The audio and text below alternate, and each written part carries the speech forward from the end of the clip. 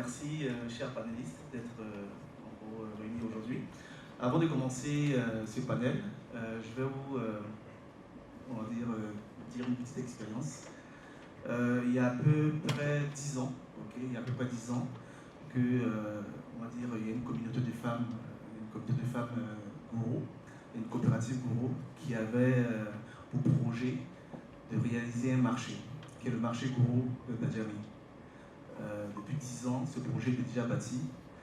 Elles avaient l'intention de faire ce marché-là pour effectivement leurs produits, pour mieux vendre et mieux, en gros, se localiser dans un marché public moderne.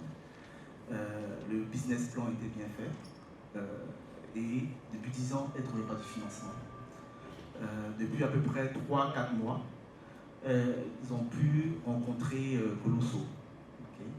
Colosso qui est une fintech qui a pu permettre de digitaliser l'ensemble de l'œuvre et que avec un travail acharné que Colosso a fait avec ces femmes-là, on a pu lever 13 milliards de francs CFA pour construire le marché gourou d'Adjami.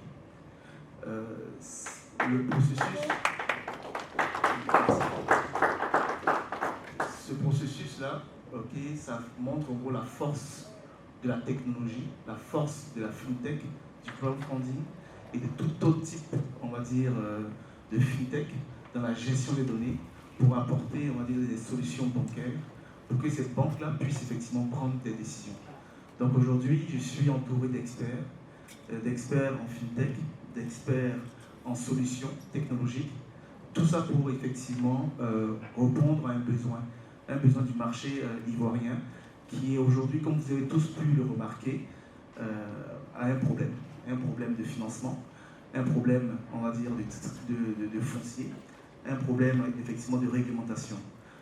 Chacun d'entre nous, en gros, on adore l'immobilier. Et aujourd'hui, l'objectif qu'on fera aujourd'hui lors de cette discussion, c'est vraiment d'apporter des solutions, de vous montrer effectivement que, dans des situations régulées, l'être humain, des ingénieurs, on peut trouver des solutions. Et ces solutions-là ne peuvent pas venir de deux seules personnes, ça doit venir d'un groupe. Donc d'abord, je vous laisse, vous exprimer, vous présenter, avant qu'on rentre dans le vif du sujet. Ok.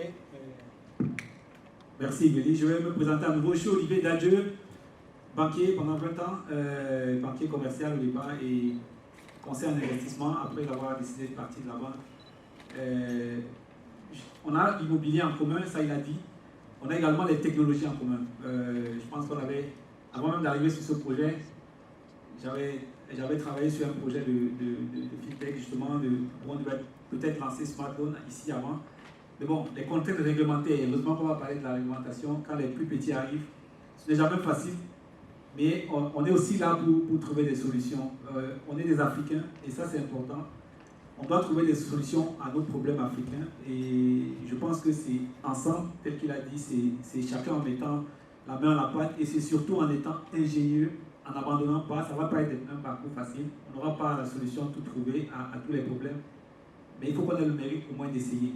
Donc, je suis content de pouvoir interagir avec les autres et peut-être au travers de vos questions, revenir un peu plus en détail. Merci beaucoup, M. Pays.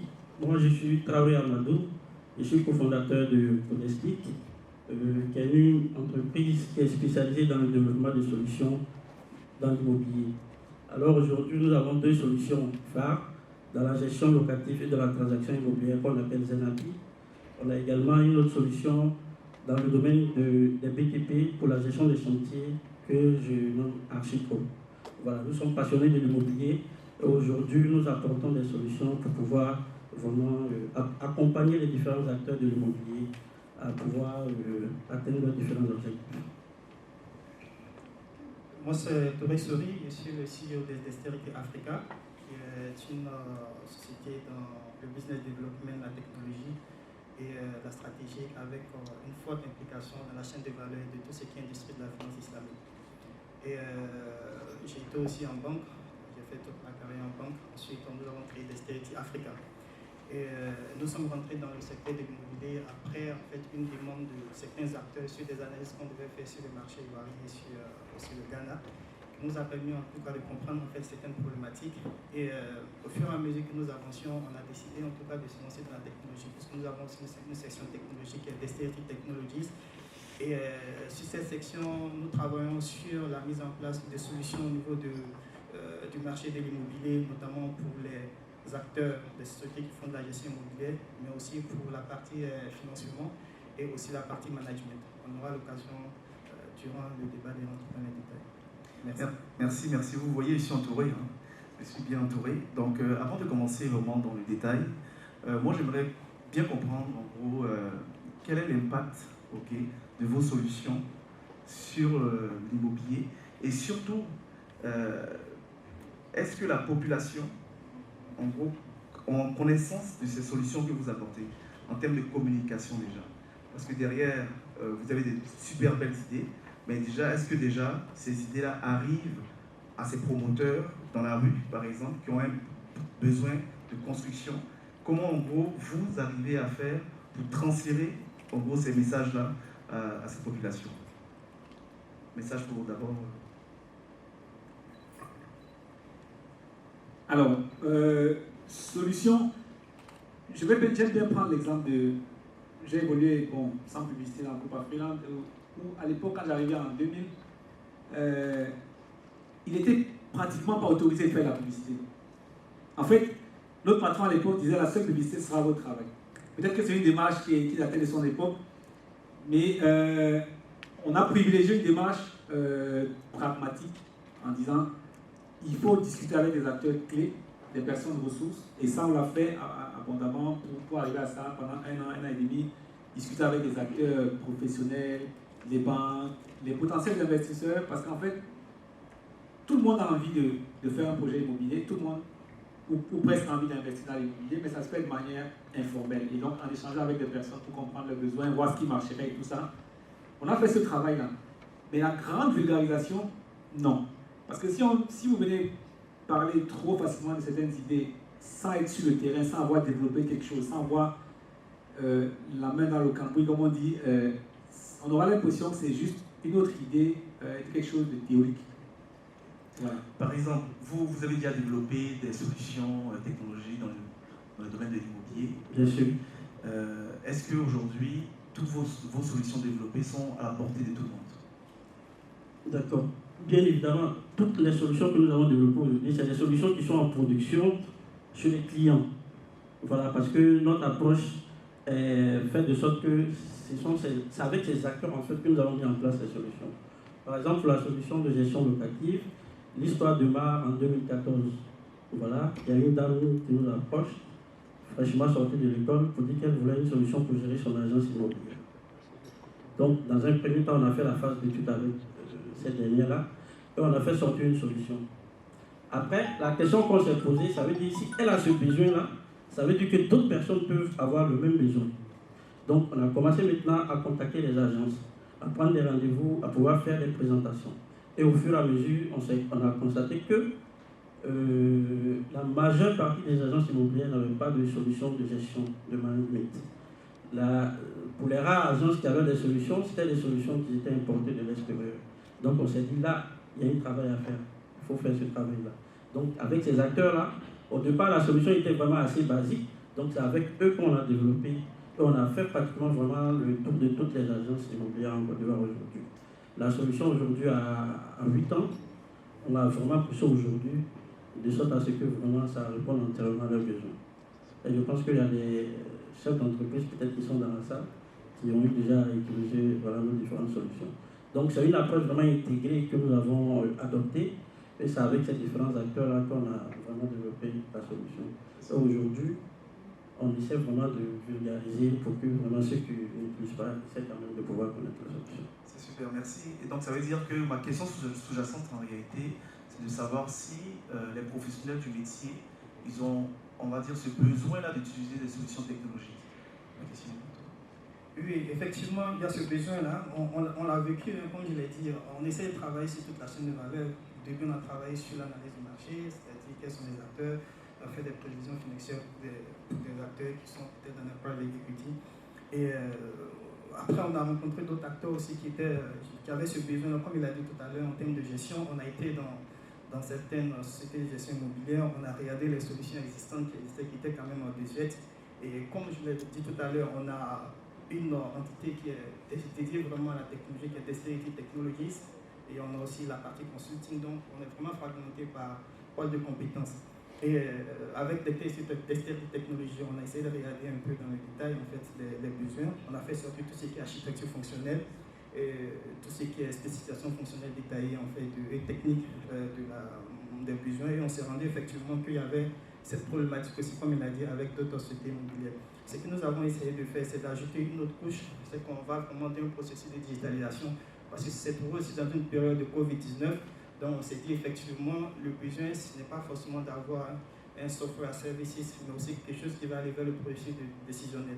Donc ça veut dire qu'il faudrait que les différents acteurs qui sont, je vais dire, les gestionnaires d'immobilier, que ce soit aussi les personnes qui sont en train d'investir, que ce soit les personnes qui sont en gestion locative, il faut qu'on puisse arriver à digitaliser tout ce processus pour optimiser en fait sur le travail qui est en train d'être fait. C'est pourquoi ça prend non seulement la gestion locative, on essaie de partir sur même tous ces syndics de copropriété, la partie transaction immobilière, avec tout ce qui est comme API de paiement, tout ça on essaie de les intégrer dedans.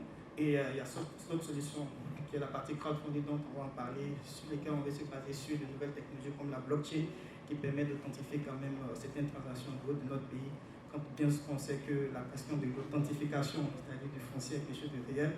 Et vraiment la réalité des personnes aussi qui sont dans cette transaction, il faut arriver à les authentifier. Donc il y a une question de data visualization et d'authentification qui rentre en compte. C'est parfait. C'est clair qu'il y a beaucoup de termes qui sont très intéressants de ce que vous dites. Aujourd'hui, la connaissance des clients, la connaissance des acteurs sont effectivement, on va dire, un élément très important dans tout ce qu'on fait. C'est ça au fait aussi que le blockchain, la fintech peuvent apporter, mais d'une manière au fait, concrète, au fait aussi, à votre niveau, vous avez parlé par exemple aujourd'hui tantôt de votre technologie que vous apportez, le crowdfunding. Il y a beaucoup de personnes aussi qui ne comprennent pas obligatoirement les sécurités qui sont en arrière de ça. Qu'est-ce que vous pouvez au fait, pour donner comme garantie à ces investisseurs qui seraient intéressés? Alors, la première chose, c'est on essaie de mettre en place c'est-à-dire une espèce de gouvernance. Parce qu'au départ, justement, si vous allez dire aux gens, donnez-moi les fonds, je vais gérer vos fonds, on en a déjà vu dans le passé, c'est pas ce qu'on a pu avoir toujours comme résultat. Le fait, premièrement, d'intégrer des acteurs autonomes, crédibles, comme des banques. Par exemple, si quelqu'un va placer son argent et qu'il ne le donne pas dans mon compte, mais il le donne à une banque, dans un compte séquestre, donc il peut voir les mécanismes juridiques de fonctionnement pendant le process, il peut voir la convention qui existe et savoir que la banque existe, il peut toucher la banque physiquement. C'est un premier élément. Deuxièmement, c'est vrai qu'on parle de technologie, mais on essaie de ne pas gérer, nous, dans notre cas, les flux de manière technologique. On enclenche le process, mais il faut que ça se déroule dans une banque qui existe, dans un compte réel, auprès d'une banque.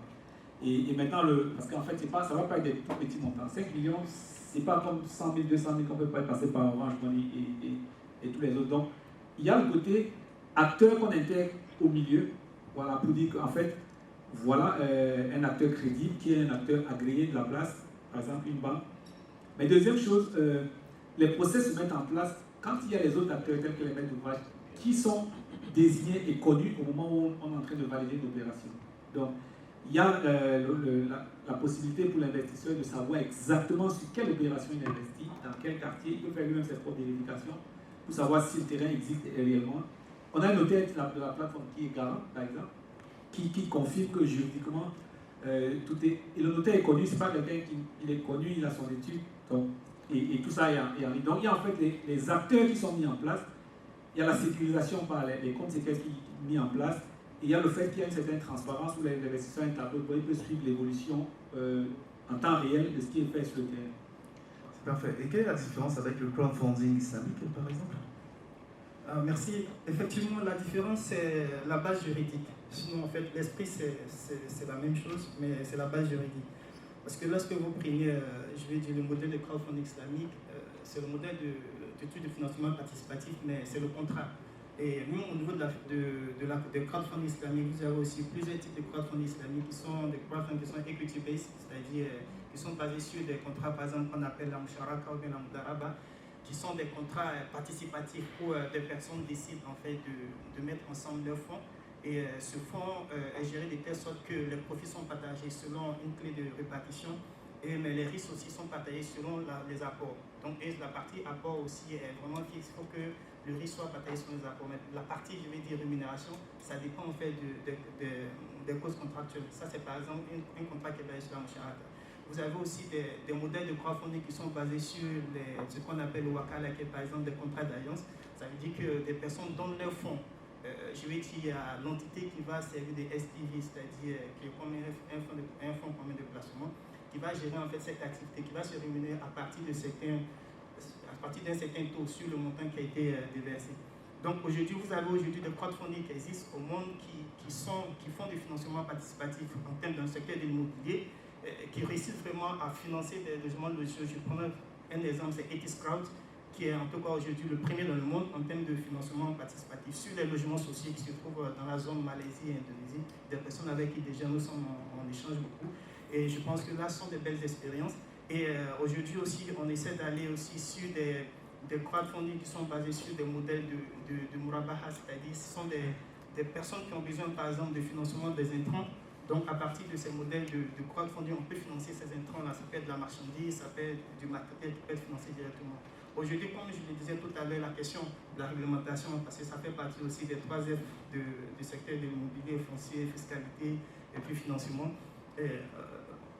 Aujourd'hui, au niveau de la zone IMOA, je prends la zone IMOA, le cadre réglementaire n'est pas encore effectif pour tout ce qui est financement participatif. Et en plus pour les financements participatifs islamiques. Mais ce qui est intéressant, c'est que dans le nouveau cadre réglementaire qui est en train de se passer sur les marchés des capitaux islamiques, parce qu'aujourd'hui, le PREPNEF a beaucoup travaillé sur le sujet. D'ailleurs, depuis quelques jours, ils sont à Lomé pour pouvoir valider les tests qui vont passer au Conseil des ministres. Aujourd'hui, on aura un cadre réglementaire pour le marché des capitaux islamiques qui intègre déjà certaines problématiques de financement alternatif. Ça, c'est déjà quelque chose de positif. Donc, ça permet de gagner une longueur d'avance déjà sur le cadre réglementaire et même sur les problématiques de technologie, de fintech qui peuvent être intégrées à ce système-là. Ce sont des choses aussi qui sont en train d'être revues. Donc, on pourra gagner vraiment largement en avance et innover sur le marché avec des produits. Donc ça, j'appelle tout le monde, ce n'est pas forcément, je vais dire, des gens qui sont spécialisés de la finance islamique, mais tout acteur peut s'intéresser à cette nouvelle industrie-là et innover. On a notre ami qui déjà travaille sur le crowdfunding. Ce sont des sujets qui peuvent être intéressants pour eux, pouvoir avoir d'autres modèles de financement, puisque l'objectif, c'est de pouvoir financer les acteurs. Lorsqu'on dit la finance islamique, c'est finalement les acteurs du marché qu'il faut arriver à aider à pouvoir financer leurs projets. Et c'est dans ce sens que nous sommes en train de partir. Mais avec une couche de technologie comme la blockchain qu'on va ajouter. Merci pour la blockchain. Le foncier, ici en Côte d'Ivoire et en Afrique en général, il y a des sérieux problèmes. Effectivement, dans certains pays, avec la technologie de blockchain, on arrive effectivement à structurer ça de la bonne manière. Pourquoi la Côte d'Ivoire est en retard à ce niveau? Je pense qu'il y a la question aussi de la sensibilisation, de la connaissance aussi, qui est quelque chose de très important. Je pense que ce sont des sujets, même au ministère de la Construction, souvent on en parlait même sur la question. Je sais qu'au moment les gens essayaient de taper en fait sur la question de la blockchain. Aujourd'hui, je pense qu'au niveau de la Côte d'Ivoire, il y a des initiatives qu'on avait lancées dans le temps en créant par exemple Blockchain Côte d'Ivoire. J'étais même membre aujourd'hui qui est un peu dormant, mais quand même il y a des initiatives qui sont en cours. On a travaillé avec certaines personnes. Je sais que l'année dernière, nous avons fait un forum où on a invité une personne par exemple de IBM qui est Nitin Gore. Si vous tapez Nitin Gore sur le site, vous verrez que c'est vraiment un des experts dans le domaine qui est tout ce qui est digital asset, des actifs numériques. Donc on est en train quand même de chercher à faire comprendre en fait cette nouvelle technologie au niveau de la population, au niveau aussi de nos décideurs. Je pense que c'est aussi une question de compréhension. Et il faut des gens aussi pour amener nos décideurs à s'engager sur ce secteur-là. Parce qu'il y a des pays comme le Ghana qui déjà ont testé, vous avez le Kenya, vous avez l'Afrique du Sud, même tout ce qui est blockchain en train de prendre en tête, tokenisation d'actifs réels comme l'immobilier, il y a des pays qui ont commencé déjà à faire certaines actions. Et je pense que là, on peut aboutir à quelque chose, parce que ce sont des choses, lorsqu'on fait, ça peut réduire de 20 à 30% le coût de certaines transactions. Existe-t-il, au fait, là j'entends que c'est soit le gouvernement, soit les personnes qui parlent au gouvernement qui ne sont pas assez forts pour faire bouger les choses. Est-ce qu'il existe au fait exactement un organe ici en gros, qui pourrait effectivement faciliter cette compréhension entre la nécessité de travailler avec les fintech, avec les blockchains, avec les acteurs de la technologie qui vont effectivement influencer les acteurs immobiliers. Est-ce que ici, par exemple, vous qui travaillez dans ce domaine des PropTech, est-ce que ici, en gros, vous avez pensé, en gros, à développer ces genres d'organes? D'accord, merci beaucoup. À notre niveau actuellement, nous travaillons plus sur la digitalisation, sur le paiement digital. Parce que on s'est rendu compte que les agences immobilières, par exemple, pour la plupart, ils travaillent beaucoup avec l'argent en espèces, par exemple. D'accord? La majorité, il y a beaucoup de paiements qui se passent en espèces. Donc, ce qu'on a fait, c'est qu'aujourd'hui, dans un premier temps, on a développé le volet gestion. D'accord? Et plus tard, on est en train de travailler actuellement sur le volet paiement digital des loyers. C'est-à-dire que les clients n'ont plus besoin, peut-être pour les agences par exemple qui envoient des agents sur le terrain pour aller faire des recouvrements, les clients peuvent payer directement par mobile money. Voilà, ce qui se passe aujourd'hui, c'est que pour les agences par exemple qui mettent en place, ils donnent en fait un numéro où les clients peuvent faire directement des dépôts dessus. Et très souvent, c'est des discussions à l'emploi infini, tout et tout. Voilà. Donc aujourd'hui, avec le système qu'on a mis en place, quand un client, par exemple, paye son loyer, l'agence derrière a une interface, il sait qui a fait le paiement. Donc, en fait, en gros, il y a beaucoup d'éléments, beaucoup d'outils que vous mettez en place effectivement pour rejoindre en gros, le maximum de personnes pour le paiement. Et c'est par le paiement que vous passez. Effectivement. Effectivement. Parce que c'est clair que dans une économie, il est important d'individualiser les personnes pour pouvoir avoir des données sur les personnes, pour pouvoir savoir si cette personne-là est capable de payer tous ses loyers. Et ce qui est très intéressant pour les, on va dire, pour les promoteurs immobiliers, c'est de s'assurer que tous les paiements se font effectivement d'une manière électronique. Et ainsi de suite. Et c'est même comme ça aussi que les investisseurs seraient intéressés aussi à embarquer. Parce que quand derrière on assure que les paiements se font d'une manière digitale, effectivement, derrière ça rassure les banques, ça rassure aussi les promoteurs. Donc dans ce cadre d'esprit, c'est clair qu'aujourd'hui, vous avez différents types de projets, par exemple au niveau du crowdfunding que vous mettez en place. Les problèmes actuels aujourd'hui, qu'on remarque actuellement sur le marché, au niveau de l'insuffisance bancaire, quand ils ne financent pas obligatoirement les projets, comment la fintech, en réalité, comme la fintech, le crowdfunding, peut aider aussi les banques à prendre d'autres types de décisions. Parce que moi, je pense quand même qu'une fois que les banques, en gros, investissent, c'est ça qui va faire, en gros, que l'économie va rouler. Donc, comment aider ces banques-là à prendre des bonnes décisions, selon votre expérience? Alors, tout à l'heure, je vais juste faire un petit complément sur la partie PropTech. On a un vrai problème. En fait, la blockchain, en fait, c'est comme si on venait accélérer un processus qui n'est pas encore bouclé. Au niveau de l'État ici, au niveau des procédures, de tous les documents administratifs liés au foncier, il y a encore beaucoup de cassures, il y a encore beaucoup de manuels. En fait, la blockchain vient sécuriser, mais il faut d'abord digitaliser l'ensemble du process. On a simplement un moyen de suivre, par exemple, un ACD en ligne, mais toutes les transactions se font physiquement et tous les délais qu'on annonce ne sont pas contrôlés. En fait, la première étape à ce niveau-là, c'est d'abord de digitaliser. Et je pense, de mon expérience, il y a une première résistance à l'intérieur de ces administrations qui n'ont pas envie que, pas les gouvernants, mais les agents qui n'ont pas envie que le process devienne beaucoup plus fluide. La peur du changement? Non, la peur de perdre des intérêts. Il faut pas dire les choses comme ça. Il y a des intérêts qui sont là. Et deuxièmement, il y a une catégorie, il y a des notaires qui, pour certains, sont anciens. Quand on parle de nouvelles technologies, certains ont dit ouais, il faut leur offrir des nouveaux ordinateurs plus puissants. C'est-à-dire qu'il y a des projets comme ça, eux-mêmes ils sont résistants au changement. Ils disent qu'ils ne sont pas prêts à ce qu'on digitalise tout. Imaginez, au lieu de faire des va-et-vient, au lieu de faire des mois, on a des projets qui ne démarrent pas parce que depuis des mois, on attend d'avoir des titres de propriété. J'ai un an et demi, par exemple, pour avoir un document un terrain avec ACD, pour pouvoir simplement avoir une mutation, ça monte, ça descend. Vous voyez le temps qu'on perd. En fait, on aurait pu faire ça en, je sais pas, une semaine ou 2 semaines, ou 3 semaines. Imaginez s'il y a 1 an et demi, on avait investi. Donc, il y a d'abord ce problème de digitalisation de toute la chaîne. Ensuite, maintenant, on peut aller à l'étape de la sécurisation avec la blockchain pour permettre qu'on rajoute une couche, en fait, pour permettre d'être encore plus sûr. Maintenant, pour revenir aux banques, il y a des banques qui signent une convention de crédit, envoient une instruction d'hypothèque qui, des mois après, c'est pas revenu. Donc, ils hésitent à mettre en place le crédit parce qu'ils attendent le retour de l'hypothèque. Des mois après. C'est-à-dire que ça, c'est d'abord par rapport à l'après.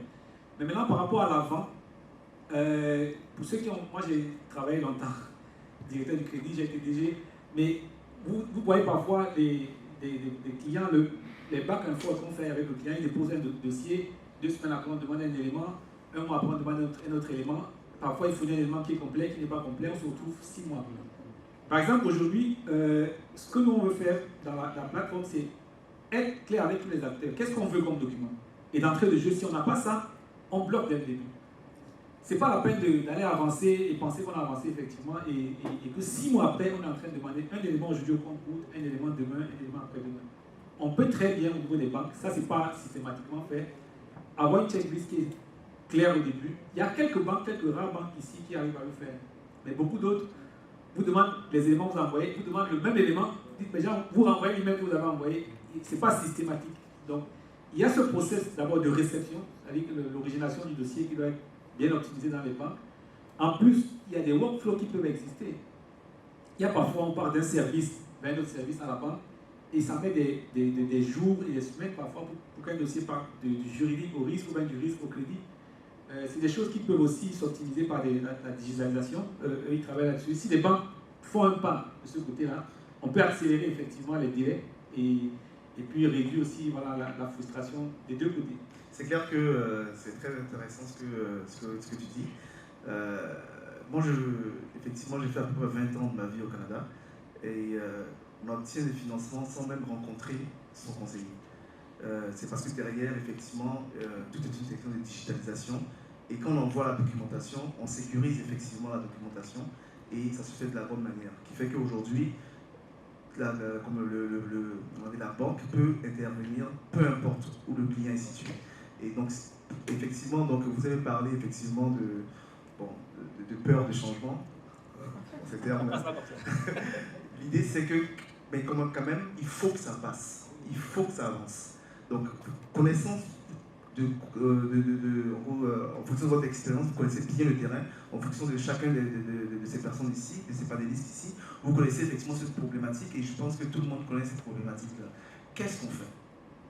Ok, c'est ça l'idée. Parce que est-ce qu'on est là toujours effectivement pour dire que on se plaint et que ça n'avance pas, mais qu'est-ce qu'on fait? Qu'est-ce que la FinTech peut réellement faire? Comment on peut s'imposer, nous, derrière pour que ces banques comprennent et on change le système? Parce que c'est ça le véritable problème. Parce que si aujourd'hui, depuis des années, on ne bouge pas, on commence par quoi en fait d'abord? Selon votre expérience, on peut commencer par quoi? Pour régler par exemple ce problème-là de peur du changement. Alors, le peur du changement, en fait, le problème c'est qu'il faut simplement rassurer les gens. On n'est pas obligé de... Donc, ce qui se passe souvent, c'est qu'on engage de très grosses réformes qui parfois mettent de longues années. Peut-être qu'il faut aller par petits bouts. Je dis que, et peut-être il faut aller par petits bouts. On n'est pas obligé de faire une procédure qui va changer toute la procédure en même temps. On sait tous à peu près les boulots d'étranglement. À mon avis, ce serait de commencer, ça c'est au niveau de l'administration, de commencer bloc par bloc. Voilà, on n'est pas obligé. Même déjà aujourd'hui, le fait qu'on, dans certaines administrations, on dématérialise le paiement, ça décourage certaines personnes. Donc quand on commence par dématérialiser le paiement, quand les gens n'ont plus forcément accès au paiement, c'est un élément qui accélère et qui dit, bon, si je n'ai pas d'intérêt, bon, on y va. Donc, peut-être que c'est choisir les endroits stratégiques où il faut frapper et sécuriser un peu davantage, par exemple, le cash. Ça, c'est un exemple. Et deuxièmement, les corporations doivent aussi faire leur travail. Ici, on parle de l'association, il y a une association des notaires. Donc, c'est prendre aussi un peu le... En fait, s'ils comprennent qu'eux, s'ils accélèrent les procédures, ça crée plus de business, même pour les notaires. Donc, c'est important que pas forcément seulement l'administration travaille, mais même d'autres corporations qui interviennent dans la chaîne, comme les notaires, se forment entre elles. Je veux dire, entre eux-mêmes, ils peuvent, se mettre un peu à jour par rapport à l'approche sur la technologie. On n'a pas forcément besoin de l'État pour ça. Maintenant, pour les acteurs, il faut qu'ils se fassent accompagner. On ne va pas faire, comme on disait ce matin, notre propre publicité, mais quand vous allez seul avec un dossier dans une banque, c'est normal qu'on vous dise de revenir 5 fois, 10 fois, mais quand vous avez un professionnel qui est avec vous et qui vous aide à vérifier en amont que tout est correct, qui vous accompagne dans la procédure, il y a des choses qu'il va vous dire qu'il ne pourra pas me dire.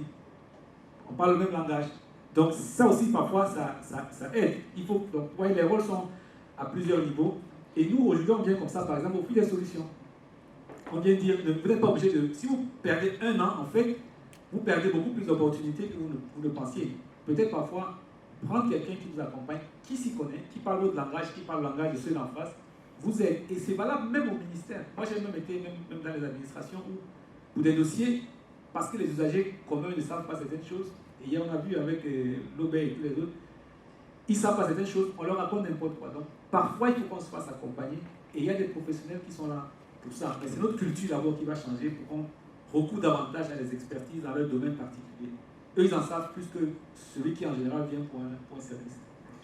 Sori, qu'est-ce que vous pensez de l'association des banques avec des fintechs? Oui, je pense que, en fait, l'un ne peut aller sans l'autre. Les banques ont besoin de fintech, les fintechs ont besoin de banques. Donc, il faut que, je veux dire, on comprenne en fait cette question-là. Et à partir de là, chacun doit comprendre que j'ai intérêt à aider en fait les fintechs. Les banques doivent comprendre que les fintechs aussi sont là pour eux. C'est pas qu'on dise qu'on aura toujours besoin d'une certaine manière d'avoir des transactions en fait bancaires. Donc ça, c'est un point qui est très très important. Et je pense qu'il y a des initiatives aujourd'hui au niveau de la Côte d'Ivoire qui sont en train d'être menées. Lorsque je prends par exemple l'association, je vais dire FinTech Côte d'Ivoire, aujourd'hui, celui qui est à la tête, c'est le DG quand même d'une banque, d'une grande banque de la place, qui est aujourd'hui le président de cette association, qui aussi essaie de mobiliser aussi les autres acteurs qui soient en fait aussi, je vais dire, dans ce dynamisme-là. Donc je pense que comme il a dit, il ne faut pas chercher à faire des grandes choses d'abord, on commence sur de petites initiatives. Lorsqu'on regarde même dans la PropTech, je pense sur le plan international, Airbnb c'est une PropTech, mais on voit comment elle a commencé aujourd'hui, comment elle influence le monde. Donc lorsqu'on atteint une taille critique, en ce moment, les autres commencent à essayer de regarder vers nous. Donc quelque part, il faudrait que aussi les gens n'aient pas peur, les fintechs n'aient pas peur de foncer, parce qu'il faut foncer, parce que l'innovation, ça ne vient pas en fait d'un coup. Il faut qu'il y ait toujours quelqu'un qui commence quelque chose, et lorsque ça t'intéresse, tout le monde commence à entrer là-dedans. Donc il y a cette question aussi d'initiative qui doit avoir lieu au niveau des fintechs. Au niveau aussi des décideurs aussi, je pense qu'il faut qu'on change aussi de mindset.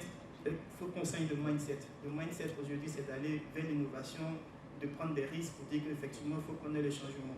Et aujourd'hui, lorsqu'on regarde les nations qui ont pris la tête, qui sont très innovantes, ce sont des nations où vous avez des dirigeants qui essaient en fait de booster les choses, qui prennent des initiatives, qui n'ont pas peur de la technologie et qui essaient de réaliser en fait certaines actions. Et aussi à la sensibilisation. La sensibilisation, c'est ce qu'on est en train de faire aujourd'hui avec ces initiatives qui ont lieu, les Babimotéis. Je pense que ça nous permet de discuter, ça permet aux acteurs de se rencontrer, d'échanger et des initiatives qui peuvent naître. Beaucoup d'initiatives sont nées à partir de certaines rencontres comme ces salons, ces forums qui ont permis de transformer tout un pays. Absolument. Qu'est-ce qu'on fait avec les données maintenant? Une fois qu'on récolte les données, une fois que par exemple vous travaillez dans le milieu immobilier, vous proposez effectivement vos services, vos logiciels à ces agents immobiliers, à ces agences immobilières. Qu'est-ce que vous pouvez faire avec les données récoltées à votre niveau? Merci beaucoup. Je vais revenir sur la partie digitalisation. Voilà, comme on le sait tous, le changement est difficile. Mais moi, je crois à la force de la sensibilisation. Parce que quand je prends notre exemple au départ, quand on a commencé, il y avait beaucoup de réticences. Quand tu vas voir des gens, ils ne sont pas peut-être habitués à utiliser les solutions. Ils travaillent de façon traditionnelle, ils sont habitués à une certaine méthode. Donc il faut du temps en fait. Donc il y a eu toute une phase d'éducation qu'il faut faire pour essayer de les sensibiliser, de leur faire comprendre que c'est quelque chose qui va eux-mêmes les arranger. Je pense qu'au fur et à mesure, on a vu vraiment que les gens commencent à comprendre. Donc il faut continuer de faire des sensibilisations pour que vraiment on puisse atteindre l'objectif. Maintenant, concernant les données que vous avez dit, parce qu'au niveau des entreprises, à un moment donné, on peut produire beaucoup d'informations. Ces informations, on a la possibilité de pouvoir les traiter pour pouvoir faire des analyses avec ces différentes données-là. Voilà. Super. C'est clair? Excuse-moi, je voulais revenir un peu sur la collaboration FinTech-Banque. On a souvent l'impression que c'est aussi simple. C'est pas toujours. Je vais dire, moi en 2017-2018, j'étais un des producteurs avec l'initiative du Nanolon, étendre en fait des services bancaires aux personnes qui ne sont pas bancarisées. Donc j'avais lancé une initiative Smart Loan et étant à la banque, je savais que nous on ne pouvait pas. Les banques ne peuvent pas, par exemple, prêter en dessous de 500 000, c'est pas rentable. Les microfinances ne peuvent pas aller en dessous de 150 000, c'est pas rentable. Pour aller en bas, il faut utiliser le téléphone, il faut aller à grande échelle. On travaille le produit, on a des partenaires indiens, on développe tout. On approche des banques et ils disent oui, mais la Banque centrale pense quoi? Je dis dans aucun pays ça va commencer avec la Banque centrale. Au Ghana, au Kenya et tout ça. Ils veulent savoir ce que la Banque centrale pense. J'ai des bons amis à la Banque centrale, on se demande et on explique. D'abord, j'ai du mal à leur expliquer le process parce qu'il faut être là-dedans pour bien comprendre. On est en avance un peu sur eux. Ils disent qu'on n'a pas de régulation, mais il vaut mieux ne pas faire. J'ai dit, mais c'est terrible parce que partout ailleurs, c'est comme ça que ça commence. On est obligé d'avoir les jeunes dans le monde, de réfléchir, de créer, d'investir du temps et de l'argent pour avancer les solutions. Ça n'a pas été fait. Donc avec les banques, 1, 2, 3 banques, chacune dit, ça semble intéressant, on veut y aller, mais la Banque centrale, on a besoin de savoir ce qu'elle fait. Mais la Banque centrale, en même temps, ne peut pas créer ce qu'elle ne connaît pas. Donc du coup, 1, 2, 3 banques n'ont pas pu accompagner le projet. C'est ambitieux. Voilà, c'est ça, c'est ambitieux, malheureusement. C'est clair que, bon, je fais une petite expérience aussi. Comme nous, on est arrivé ici en Côte d'Ivoire, on a contacté plusieurs banques aussi. Et effectivement, les banques aussi parlaient de banque centrale, chose que, bon, nous, on trouvait que c'était effectivement la chose à faire. Mais il fallait commencer. Okay, il fallait commencer d'abord et après aller à la banque centrale. Et on est parti voir plusieurs banques et il y a 2 banques, effectivement, qui ont compris ce qu'on voulait faire et du coup qui nous ont accompagnés. Et c'est dans ce sens-là que la Banque centrale, 4 mois, 5 mois plus tard, a accepté effectivement de nous donner l'autorisation. Alors, petite difficulté. Nous voulons faire du microcrédit dans les téléphones portables. C'était ce qu'on voulait faire. Donc, on est capable d'aller le faire. Mais pour le faire, il faut avoir un moyen de paiement. Donc, il fallait Orange MTN et tous ces gros-là. Colossaux maintenant. Non, à l'époque, ils disent qu'est-ce que vous voulez faire comme projet? On explique bien, ils disent on a compris.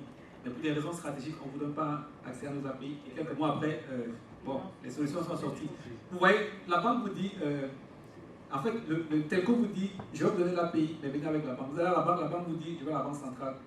Et après, quand vous expliquez bien, mais commençons, la banque centrale va venir, le telco dit, il comprend bien ce que vous voulez faire, il dit, non, c'est bon. Ok, après, derrière, c'est pour récupérer les projets. Bon, donc, je comprends. C'est ça, en fait, le problème aussi, quand on vient et puis on présente tous les projets aussi aux banquiers, ou même à d'autres entreprises. Ça, c'est très difficile. Mais maintenant, c'est clair que je reviens un peu sur les data. Parce que tout ça, en fait, l'idée, c'est que effectivement, le crowdfunding, la fintech, le proptech derrière, nous, derrière, ce qui nous caractérise, c'est qu'on a accès à des data. On a accès, effectivement, à des comportements. Okay? Tantôt, Samara parlait de la facilité d'investissement immobilier au Canada. C'est parce que derrière, il y avait des data qui permettaient de déterminer effectivement si une personne se comporte bien ou pas. Maintenant, c'est clair qu'aujourd'hui, là, nous commençons en réalité à bâtir ces data-là. Okay? Ces data-là, c'est clair que nous, on les bâtit de notre côté. Chaque entreprise, chaque fintech bâtit de son côté. Maintenant, l'idée c'est que, est-ce qu'ici, il existe en fait un organe, on va dire étatique, qui permettrait effectivement de rassembler tous ces data-là pour après derrière donner des directions et surtout prendre des garanties sur les comportements pour pouvoir faciliter le financement bancaire. C'est ça en fait ma question derrière en arrière aussi. Ok, d'accord, merci. En fait, la question est très très intéressante parce qu'aujourd'hui, tout ça, ça rentre dans le monde en fait de data. C'est pas parce qu'il n'y a pas la data est là, elle se promène, elle est partout. Je vais dire, mais aujourd'hui on n'arrive pas à la capter. À cause du cloisonnement, les géomètres sont de leur côté, les notaires sont de leur côté, en fait ceux qui font la gestion locative sont de leur côté. Mais il y a quand même pas mal de data qui pourraient permettre en fait de valoriser en fait certaines transactions, puis de donner en fait la transparence sur le marché. En termes de transparence, je dis le coût par exemple d'intérêt, comment on la valorise, je vais dire en fait comment on essaie de voir le crédit droit final, c'est-à-dire d'une personne. En fait, il y a beaucoup de choses aujourd'hui avec la data science là que tout ce qui est PropTech. Quand je parle de la partie data analytics, intelligence artificielle, je vais dire big data peut avoir en fait des impacts. Mais pour pouvoir avoir des impacts, il faut qu'il y ait l'accès. Aujourd'hui, on a des autorités de régulation en fait, de tout ce qui est le commande, tout ça, donc qui peuvent être des organes qui peuvent, je vais dire, mobiliser toutes ces différentes informations-là. Mais aujourd'hui, si on arrive à ce niveau, c'est qu'on doit aussi travailler sur tout ce qui est la partie où on parle de open data, de telle sorte qu'on puisse l'intégrer en fait dans un processus général et que les acteurs puissent avoir accès à ces informations. On va partager des datas qui ne sont pas très critiques par rapport à ça. sa Voilà, pas très critique parce qu'il y a toujours aussi cette question de protection en fait, des données de la vie privée en fait, des différents acteurs, mais qui sera quand même important. Mais je pense que ça peut commencer quelque part entre les différents acteurs qui sont sur le marché, entre eux déjà, je vais dire, créer en fait cette symbiose. Je vais dire, eux, ils sont des gens qui ont des solutions, par exemple, des solutions des logiciels, ceux qui font aussi de la gestion immobilière, certaines personnes qui sont comme des notaires. Je pense qu'on peut aller à un certain niveau, même si on n'est pas dans les détails, on peut avoir certaines informations. Et pour certaines choses aussi, on peut avoir l'autorisation aussi des users qui vont nous permettre d'avoir en fait une idée très précise du comportement. Même au niveau des banques, ça va les arranger parce que ça nous permet de voir un peu, je vais dire, la crédibilité en fait de certains projets. Il y a quand même beaucoup de choses intéressantes en termes de PropTech. Et moi, cela, je pense qu'au-delà de tout ce qu'on a dit en termes de sensibilisation, c'est vrai qu'aujourd'hui, quand vous regardez les incubateurs, vous avez les incubateurs de FinTech, aujourd'hui, bon, c'est un peu, je vais dire, c'est la mode. Et on a beaucoup sur le paiement. Je vais dire, c'est normal qu'on commence par le paiement parce qu'il faut faire évoluer le système. Et le paiement, c'est un peu comme, je vais dire, le backbone, c'est-à-dire, c'est l'épine dorsale. C'est tout ce qu'on va faire d'autre autour du paiement. Donc, on crée d'abord l'épine dorsale. C'est la même chose l'évolution, même quand vous prenez un peu ça, je vais dire, au niveau du Kenya aujourd'hui qui arrive à vendre des titres, des obligations à partir de, je vais dire, des téléphones portables, il y a une évolution. Donc c'est normal qu'on aille de façon évolutive. Mais maintenant, au-delà de ça, il faut qu'il y ait une certaine collaboration entre les acteurs, de telle sorte que ces informations soient agrégées, qu'elles soient au profit de tout le monde, surtout dans les secteurs de l'immobilier où il y a de la... Alors, il est important qu'il y ait un climat de confiance, à mon avis, entre les acteurs et qu'on aille peut-être par étapes. Et je souscris totalement à ce que dit Sori par rapport au partage d'informations. Dans le secteur bancaire, par exemple, ici, à la différence d'autres marchés, la Banque centrale ne donnait pas des données agrégées des banques. Et ce que l'association des banques a fait, c'était de concevoir un canevas et chaque mois, chaque banque publie des informations qui sont consolidées et on s'en sert maintenant pour avoir une vue d'ensemble sur le marché bancaire, la répartition des différents risques et même des agences et tout. Donc ça peut être la même chose. C'est commencer, comme on a dit, par les professionnels eux-mêmes, mettre un cadre, définir quelle est l'information minimum qu'on peut faire. Mais il faut qu'il y ait une confiance, parce que les banques auraient pu dire pareil, puis c'est la concurrence. Non, vous publiez tous vos chiffres, les crédits, les créances, les saines, les pas saines, voilà, toute classe d'actifs.